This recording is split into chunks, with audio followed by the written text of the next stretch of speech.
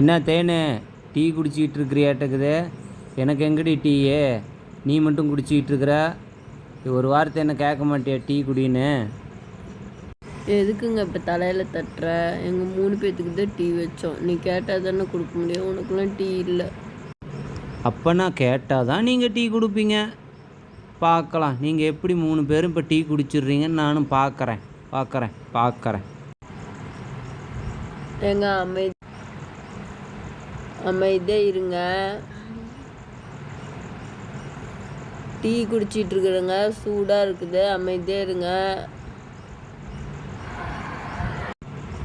பிள்ளைங்க வந்துட்டாங்க, டீ ஊற்றி கொடுக்கணும். அமைதியாக இருங்க. உங்களுக்குள்ள டீ இல்லை, தலையில் தட்டாதீங்க, சுடுது வாயே. அப்படிலாம் ஒன்று அமைதியாக விட மாட்டேன். 3 பேர்த்தையும் நிம்மதியாக டீ குடிக்க விடுவேன்னு நினச்சிக்கிட்டு இருக்கிறியா? நோண்டிக்கிட்டே தான் இருப்போம் உன்னை நிம்மதியாக டீ பார்த்துலாம்ப்பா.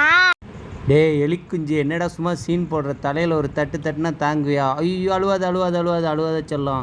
அப்பா சும்மா ஜோக் அடித்தான். அழுவக்கூடாதுடா செல்ல குஞ்சு.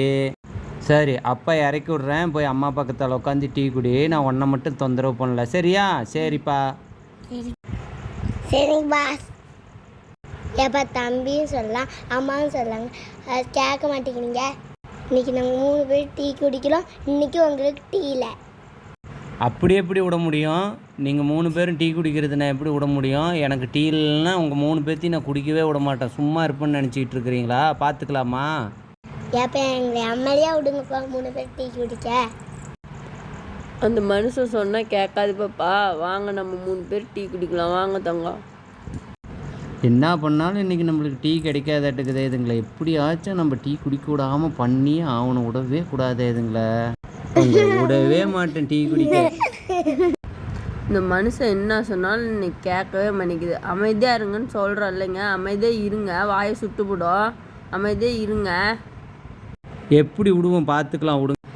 வாயவே சுட்டு பிடிச்சி இன்னைக்கெல்லாம் விடவே கூடாது. ஐயையோ, எல்லாம் ஒன்று கூடி ரவுண்டு கட்டி வழியை ஓடி போய் உயிரை காப்பாற்றிக்கூட அழகரசா.